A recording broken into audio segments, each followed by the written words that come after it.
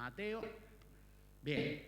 El domingo pasado vimos hasta la número 11 y 12, que las vimos un poco juntas. No codicioso de ganancias deshonestas, no avaro.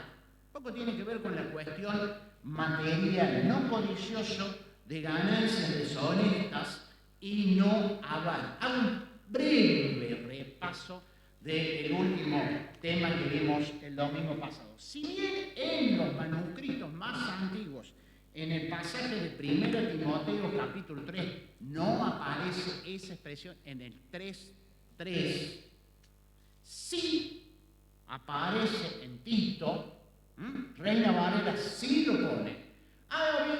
Muchos creen que indudablemente fue agregado en algunos manuscritos, tomando en consideración que en 1 Timoteo 3:8, cuando habla de los diáconos asimismo, también ellos deben ser honestos, sin doble, no dando mucho vino, no codiciosos de ganancias deshonestas, sí figura allí.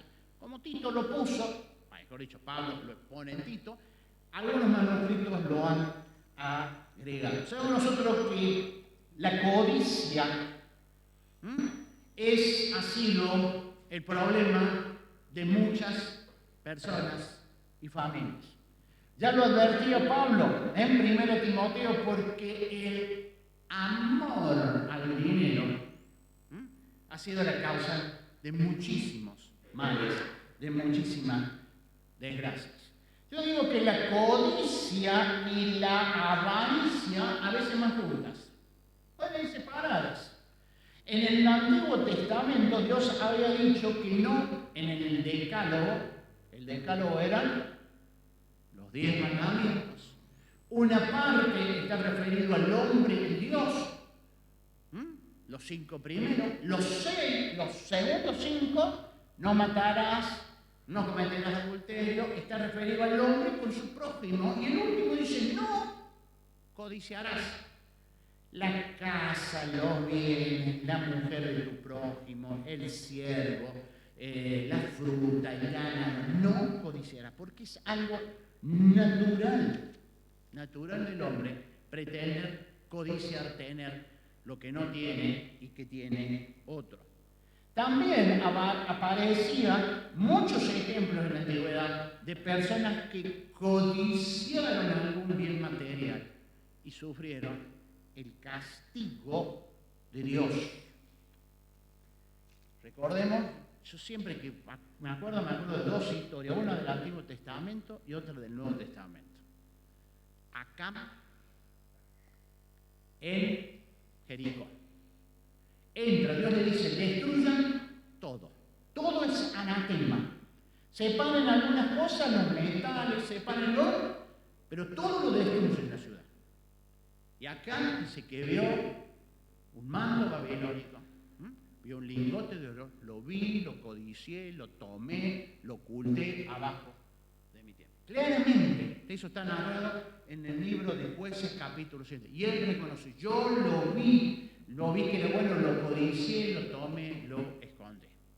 Y también en el Nuevo Testamento, en Hechos capítulo 5, la codicia de Ananías y Zafira. La iglesia, nadie le había pedido que trajera el dinero de la venta de la propiedad, nadie le había dicho, tenés que decirme cuánto lo vendiste, tenés que traerlo, pero en su avaricia, en la avaricia, sufrieron el castigo de Dios. Y Pablo le dice que mintieron al Espíritu Santo, no a la iglesia, no a los apóstoles, y quedó tendido ahí, duro, en medio de la congregación. Un pasaje que me llamó la atención cuando estaba repasando el tema, 1 Samuel 8:3. Los primeros capítulos del libro de Samuel nos narra la historia, la transición del pueblo de Israel entre el periodo de los jueces de anarquía. En aquellos días no había rey en Israel y cada uno hacía lo que bien le parecía.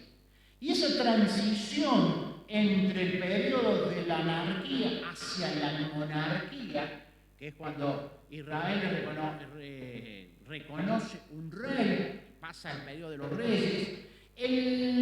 Vamos a decir así, el personaje, el engranaje, no me sale la palabra, bisagra entre esos dos periodos es Samuel. Aquel que la mujer, la mamá Ana, oraba por él en el templo con la presencia del sacerdote, creyó que estaba borracha. Esa historia que yo de que era chico siempre la escuchaba, me la enseñaron de Samuel, chico, niño en el templo, cuando Samuel escucha la voz de Dios porque Dios ya no hablaba con él. Y vemos que Samuel fue un fiel hombre de Dios y condujo a la nación desde la anarquía hacia la monarquía. El pueblo se equivoca en la primera elección, porque eligen ellos. Eligen a Saúl. Y Samuel está triste por eso. Samuel.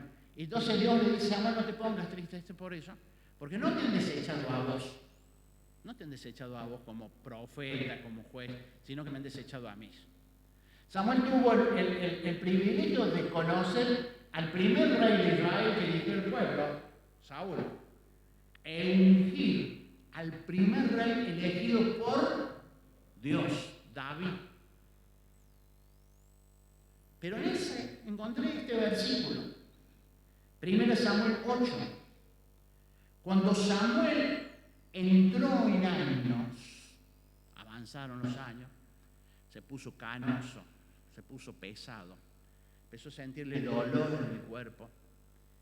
Yo leo Nueva Versión Internacional, puso sus hijos como gobernadores de Israel, con sede en Beerseba. El hijo mayor se llamaba Joel y el segundo se llamaba Abías. Pero ninguno de los dos siguió el ejemplo de su padre, sino que ambos se dejaron guiar por la avaricia, aceptando sobornos y pervirtiendo la justicia. No vamos a entrar en la historia. Pero Samuel, como juez, no era rey, como juez, pesados los años, le pesaba el cuerpo, pone a los hijos. Acá en la palabra de Dios nos dice que ninguno siguió el ejemplo de su padre, el camino de su padre, sino que fueron avaros, lo compraron fácilmente. Ambos dejaron guiarse por la avaricia, aceptando sobornos y pervirtiendo la justicia. Por eso, Dios quiere que alejemos de nuestro corazón la codicia y la avaricia. ¿Qué controla mi vida? El dinero, la billetera, la tarjeta de crédito, Mercado Pago, o yo controlo la cuenta, el Mercado Pago, la tarjeta. ¿Quién controla? ¿El Espíritu Santo controla mi vida? O sea, ¿quién tiene el control? Estos casos, estos muchachos, se dejaron controlar por el dinero que le daban. Che, mira, solucioname el problemita acá tenés 3 ovejas, algunas vacas, algunas monedas. Cuando Samuel había sido fiel ejemplo delante de Dios. Cuidado. La palabra de Dios nos advierte, cuidado. Esto es para todos. Pero cuidado cuando se mezcla el poder y la plata. Cuidado. Muchos han caído. Por eso Pablo le dice, cuidado, que también es necesario que el anciano, pastor, obispo, sobreveedor, no sea codicioso de ganancias deshonestas, que su vida la controla el Espíritu Santo, no la codicia. Cuidado con la avaricia, como pasó con los hijos de Samuel. Vamos con el que sigue. No soberbio. Hay un título de decir lo mismo pasado y 5 no, así seguidito. Entre eso está no pendenciero, no dado a la bebida, no codicioso, no avaro, no soberbio.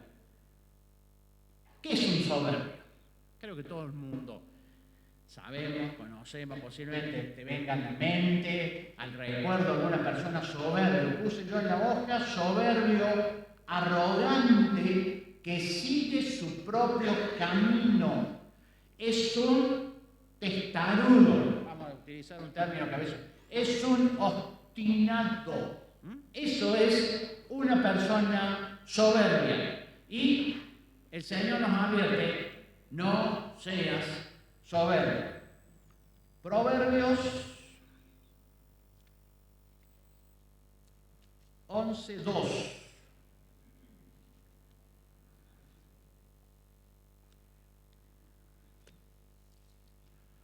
Vamos a leer varios versículos en Proverbios.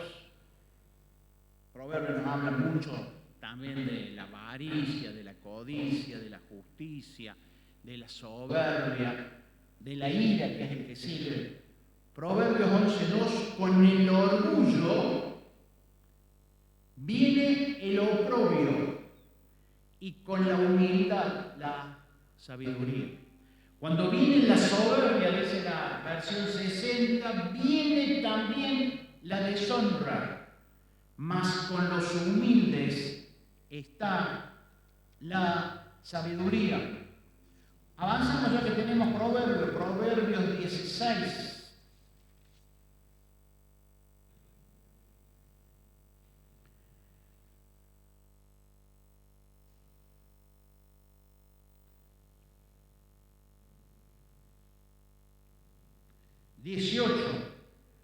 Al orgullo le sigue la destrucción, y al altanero, así el arrogante, el fracaso, dice la versión 60. Antes del quebrantamiento es la soberbia, y antes de la caída la altivez del espíritu. El mismo sabio Salomón en Proverbios 3:7: no seas sabio en tu propia opinión. No te creas que eres el único que tiene la verdad. Busca la verdad en Dios. Ya lo vamos a ver un poquito más adelante. Muchas veces la persona soberbia, arrogante, obstinada, es la persona que, yo lo decía los otros domingos utilizando una expresión, es el que habla mucho y escucha poco. La palabra de Dios nos enseña que cerremos nuestra boca, abramos nuestros oídos, pero por sobre todas las cosas abramos nuestra mente y nuestro corazón para escuchar la voz de Dios. Romanos 12:6.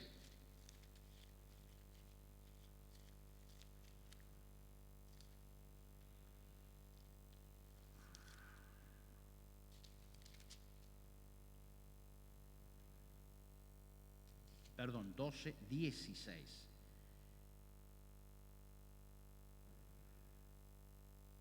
Capítulo 12 de Romanos empieza a hablar de cuestiones prácticas en la iglesia.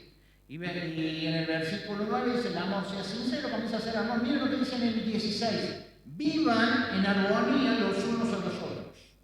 No sean arrogantes, no sean soberbios, no sean altivos, dice la versión 60. En cambio, háganse solidarios con los humildes. No se crean los únicos que saben. El soberbio, justamente. Y acá Pablo le está hablando a toda la iglesia. Toda la iglesia. Aquel que se deje guiar por el Espíritu y no por su propia opinión.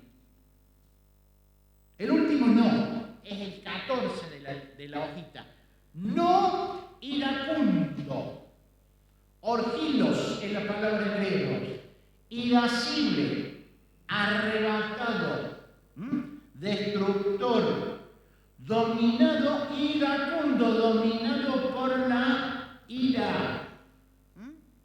Por la ira. Y encontramos muchos proverbios también que nos hablan acerca de la ira. Santiago 1, 19 y 20.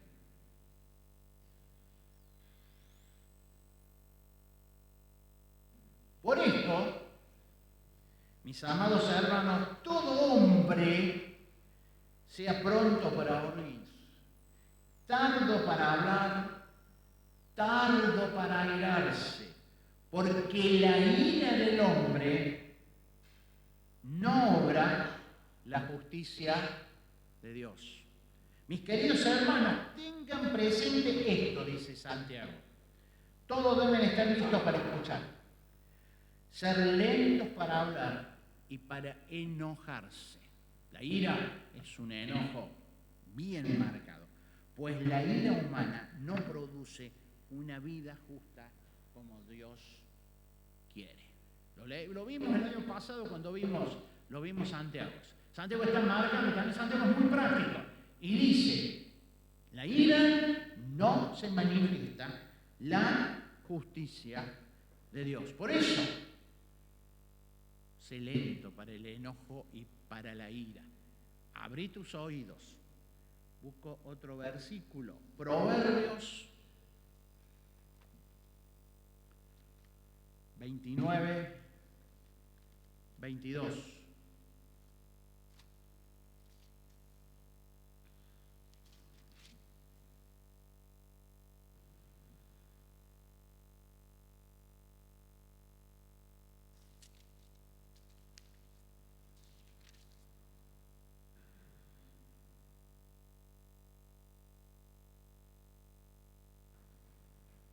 El hombre iracundo levanta contiendas y el furioso muchas veces peca. La soberbia del hombre le abate, pero el humilde de espíritu sustenta la honra. El hombre iracundo, dice la Nueva Versión Internacional, provoca peleas y el hombre violento multiplica sus crímenes. El altivo será humillado, pero el humilde será enaltecido.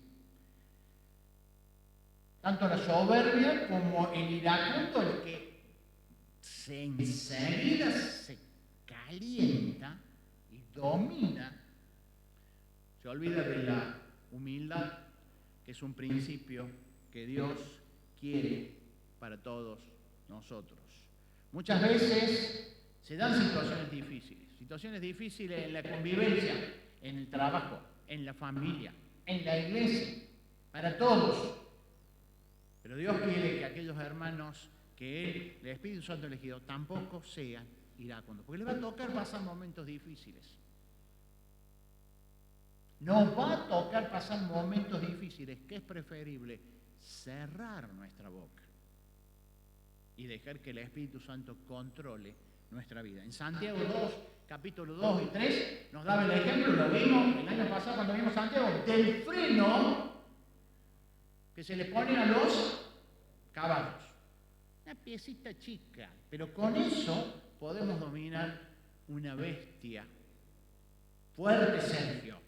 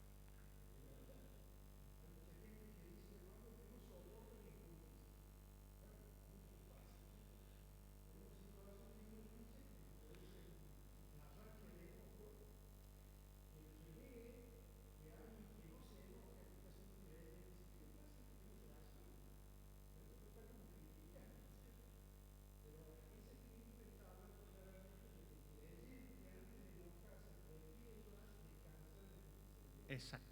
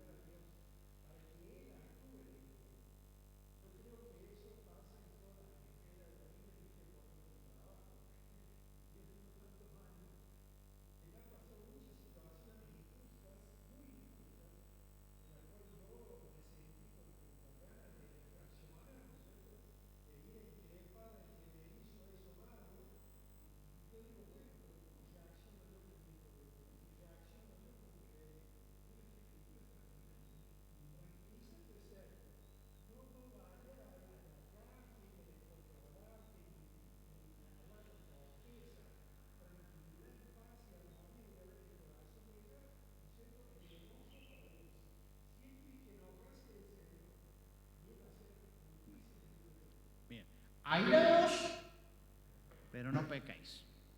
Puede haber situaciones, como está diciendo Sergio, de injusticia, pero nuevamente pasamos, ¿quién controla mi vida? ¿El Espíritu Santo? ¿O la injusticia que realmente me hicieron en el trabajo? O sea, no solamente, Sergio lo decía, en la iglesia, en la sociedad, en el barrio, en el trabajo. Y yo sé que eso no es así. Yo sé que mintieron, yo sé que fue injusto. ¿Quién controla mi vida? ¿El Espíritu Santo, que va a producir fruto apacible? ¿O me dejo yo mismo? Yo soy el que controlo, que desemboca en la ira. Por eso no irá, punto, que el control lo tenga el Espíritu Santo de Dios. Como el freno del caballo, que el control, que la rienda sea el Espíritu Santo.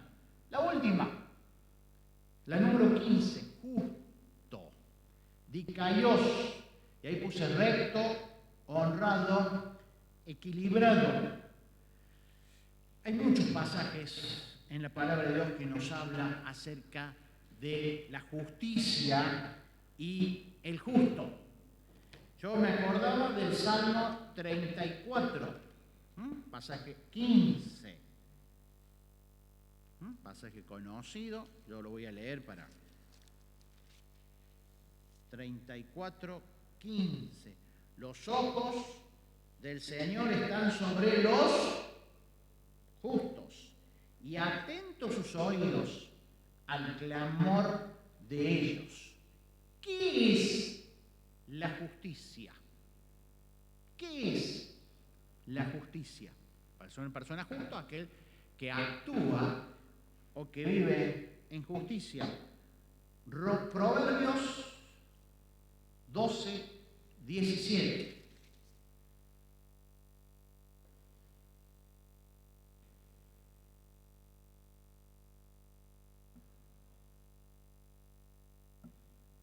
No es, a ver,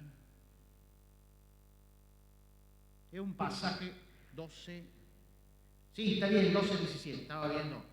El que habla verdad declara justicia, mas el testigo mentiroso engaño. El testigo verdadero declara lo que es justo, pero el testigo falso declara falsedad. Justo es ser verdadero, es ser auténtico.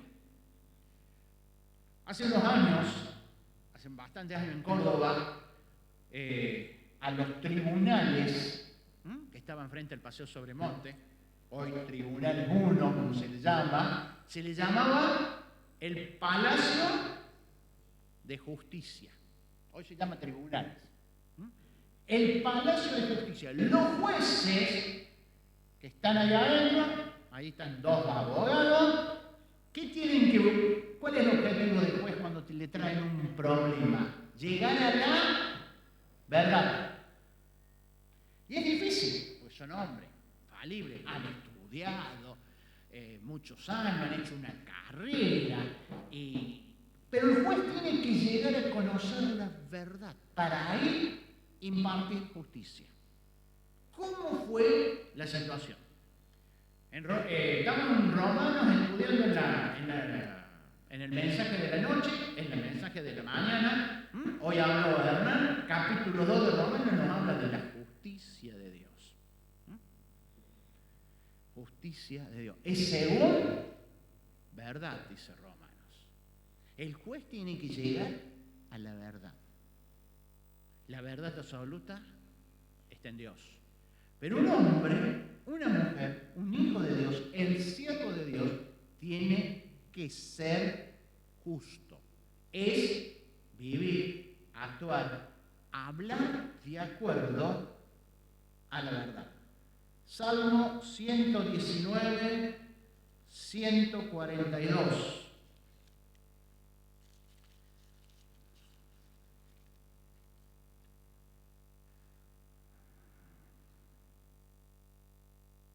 Tu justicia es justicia eterna, y tu ley la verdad.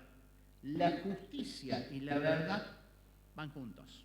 Y acá está hablando el 119 de la palabra de Dios, de los mandamientos, y nos dice, tu justicia es justicia eterna, tu justicia es siempre justa y tu ley es verdad. Proverbios 2, 5 al 10, lo dejo para que después lo puedan leer. Ustedes nos hablan que esa verdad, esa justicia viene del conocimiento de Dios. Viene del conocimiento de Dios.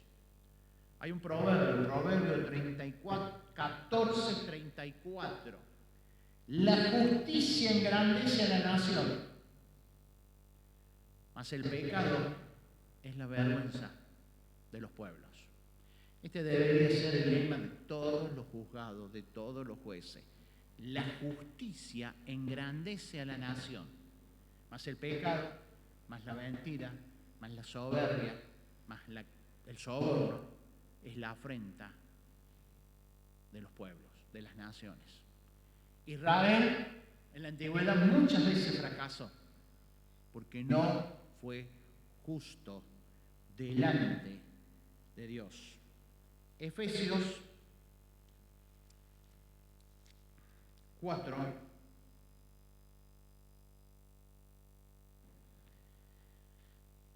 Esta parte de Efesios también el apóstol Pablo es práctico y va a confrontar a los hermanos 4:22 en cuanto a la pasada manera de vivir como ustedes vivían antes, despojados del viejo hombre que está viciado conforme a deseos engañosos y renovados en el espíritu de vuestra mente, vestidos del nuevo hombre creado según Dios en la justicia y la santidad que es verdad. Justicia, santidad y verdad. Por lo tanto, desechando la mentira, hablar verdad cada uno a su prójimo, porque somos miembros los unos a los otros. Dios demanda que el siervo del Señor sea una persona justa, sea una persona verdadera, de acuerdo a los principios de Dios. Por eso Pablo le dice acá, cambien, despójense de todo lo que ustedes hacían antes y vivan conforme a la justicia, a la santidad y a la verdad.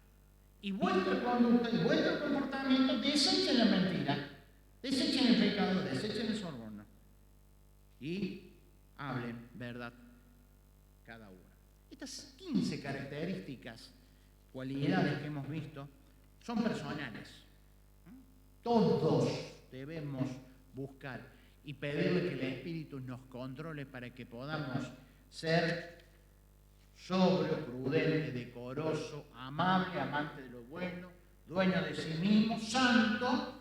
Después vienen los no dado al vino, no pendenciero, no codicioso de ganancias deshonestas, no avaro, no soberbio, no iracundo y justo. Yo los puse en ese orden para que los veamos todos. Son cualidades personales. Son cualidades que las conozco yo. Se evidencian en mi vida. Se evidencian en mi vida. Y si hay una persona que es pendenciero, que es peleador, y lo vamos a ver enseguida.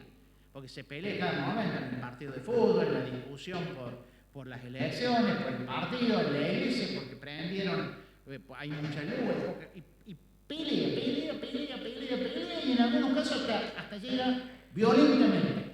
Se despierta la ira, la violencia, se pelea cuando va manejando, se pelea cuando juega al fútbol, se pelea. Permanentemente, la ira lo domina. Pero hay muchas que a veces pasan desapercibidos, pueden no verse, en eso es el enojo, la ira, la violencia está en un ámbito muy cerrado, en su trabajo, en su casa. Ahora vamos a pasar a partir del domingo que viene a ver las cualidades familiares del segundo grupo. Yo he agrupado 3 que menciona Pablo.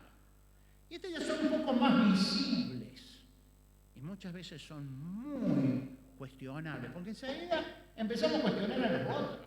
Ah, sí, pero mira este. Lo mismo pasa en las sociales y lo mismo pasa en las congregacionales. Pero no apuntemos con el dedo al otro, sino que mirémonos internamente. Así que el domingo que viene empezamos a ver aquellas cualidades familiares. Las dos listas, los dos pasajes, 1 Timoteo 3 y Tito 1, comienzan de la misma forma. Es necesario que el anciano, pastor o obispo sobreveedor sea, y utiliza una palabra que está en las dos listas, y es la primera que está en la tablita, irreprensible. Y continúa en las dos con la misma expresión, marido de una sola mujer. Las dos comienzan así. Después hay algunas diferencias, algunas se repiten en las dos, ya lo hemos visto, pero en las dos comienzan con la palabra irreprensible. Lo vamos a ver el domingo que viene, pero largo el puntapié inicial. ¿Qué es ser irreprensible? ¿Qué es ser irreprensible? La Nueva Versión Internacional dice ser intachable. A ver cómo dice Tito. Intachable, irreprensible es el concepto de esa palabra irreprensible. Es que no hay nada de donde alguien pueda agarrarse. Alguna mancha, alguna acusación, alguna deshonra en su conducta, en su vida. Nadie puede desacreditarse. Muchas veces cuando decimos irreprensible, no, pero acá todos cometemos fallas, todos somos pecadores. Entonces, ese concepto de irreprensible lo vamos desprestigiando y le vamos quitando valor. Lo que está diciendo acá el Espíritu Santo, la palabra de Dios, todos somos pecadores. Pero quiere que nuestra vida sea una vida irreprensible, que no haya nadie que nos pueda acusar, tener alguna mancha, una deshonra en su vida. Nadie nos pueda desacreditar, que nadie nos pueda tomar. 1 Timoteo 6:14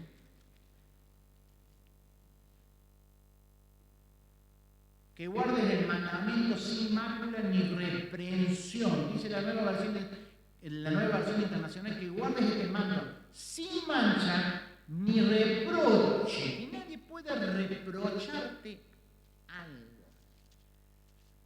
En la antigüedad, en la palabra de Dios, lo último que digo, hay una persona que la palabra de Dios nos marcó en el Antiguo Testamento, que era irreprensible, era intachable.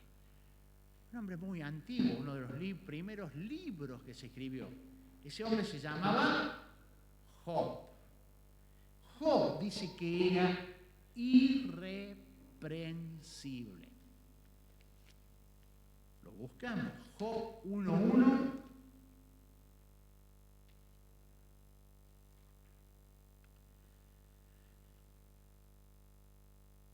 Dice, lo voy a leer de la versión 60, después nueva versión internacional. Luego en la tierra de Uz, un varón llamado Job. Este era hombre perfecto y recto, temeroso de Dios y apartado del mal. Dice la nueva versión internacional, un hombre recto e intachable, irreprensible, que temía a Dios y vivía apartado del mal. De Job se dice que era una persona irreprensible, intachable, irreprochable en su vida. Vamos a ver el domingo que viene, tomando como premisa esto, lo voy a volver a repetir, lo vamos a repasar, el hecho de ser irreprensible. Por ahí a veces nosotros vamos en la versión 60 donde dice un hombre perfecto, no hay nadie perfecto. ¿Todos tenemos equivocaciones? Sí, pero la palabra allí es intachable, que nadie pueda cuestionar algo, que nadie pueda tomar eso y tenerme a mí atado. Nuestra vida delante del Señor tiene que ser irreprensible, intachable, que nadie pueda acusarte, tomarte de algo, como lo era Job. Si leemos el libro, vemos la historia, vamos a ver que Job era una persona que en su casa, en su familia, en la sociedad, nadie pudo acusarlo de nada. Seguimos entonces el domingo que viene, estamos en hora. Ni el diablo, como dice Baldi, pudo acusar algo sobre la vida, sobre este personaje. Hubo otros.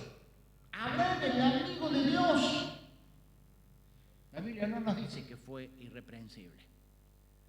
Un hombre conforme al corazón de Dios, David, no nos dice que fue irreprensible. Y vamos a ver que estos hombres que fueron el amigo de Dios, un hombre conforme al corazón de Dios, cuando llegamos a las cuestiones familiares, es donde tuvieron algo de lo cual podemos objetar.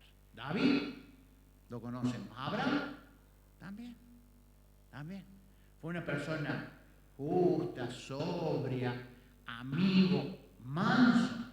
Pero vemos cuando llegó a la cuestión familiar y ahí tenía algo, no era tan irreprensible, era algo intachable, algo se le podía acusar. Lo vamos a compartir entonces a partir del domingo que viene.